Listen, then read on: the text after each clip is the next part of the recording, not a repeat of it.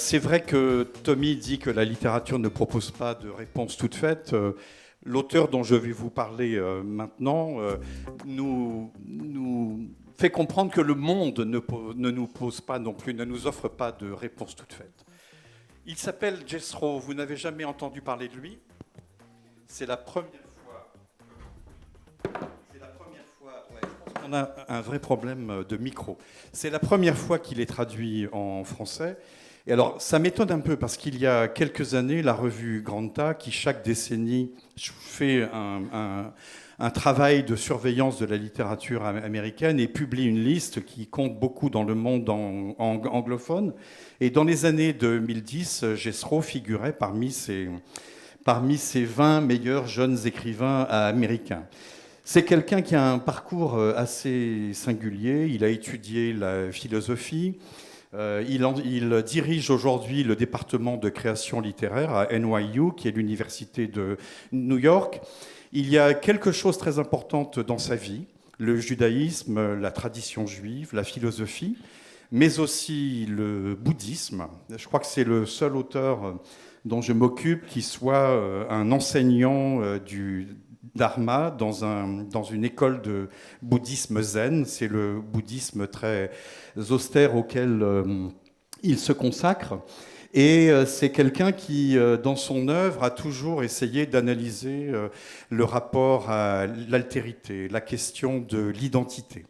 Et quand j'ai eu entre les mains ce manuscrit qui a donné naissance à ce roman que vous allez bientôt pouvoir lire, j'avoue que j'ai ressenti un choc comme on n'en ressent pas forcément. Je dirais, c'est vrai qu'on est habitué, bien évidemment, à lire des livres puissants, mais on est rarement à même de lire un livre où l'auteur a essayé de faire turbuler un peu la structure du roman telle qu'on la connaît. C'est comme s'il avait été dans une pièce dont il essayait de repousser les murs.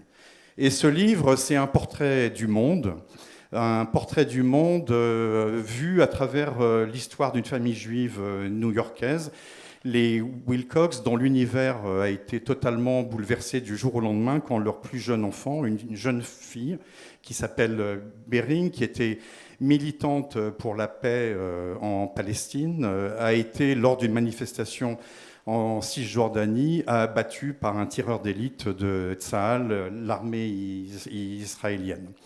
Et on est en plein sous le premier mandat de Trump. Donc je dirais que ce qui est très curieux, c'est de voir à quel point le livre résonne toujours aujourd'hui, parce que nous avons maintenant Trump, pire encore qu'il ne l'était la première fois, et un conflit au Moyen-Orient qui devient de plus en plus difficile.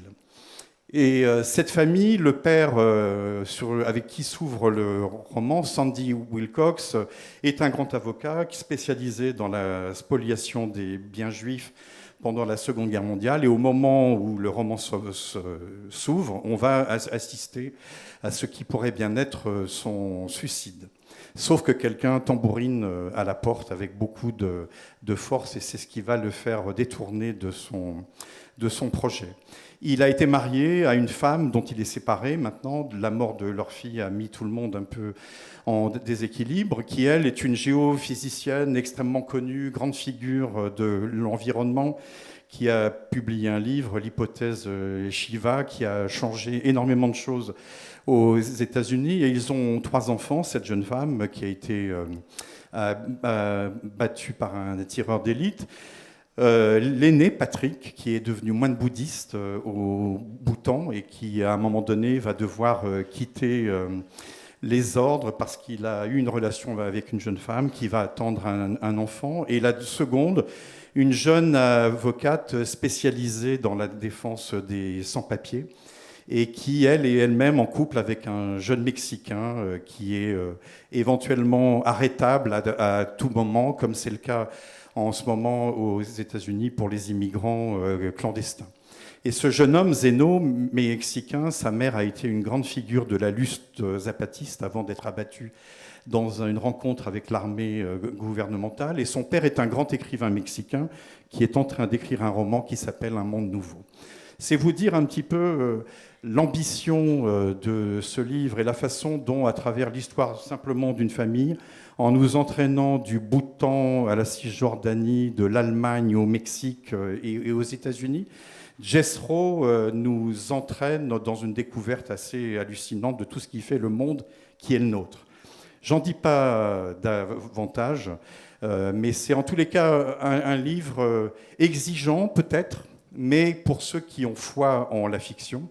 Et je pense qu'à une époque où on est un peu menacé par les livres, la ménagère, la mercière, la boulangère, les épicières, ou par les histoires de chiens ou de cochons d'Inde, je pense que c'est notre rôle à nous, en tant qu'éditeur, en tant que libraire, en tant que lecteur, de défendre une certaine idée de la littérature.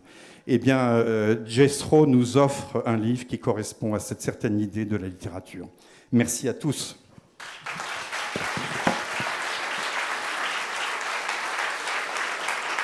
Merci Francis.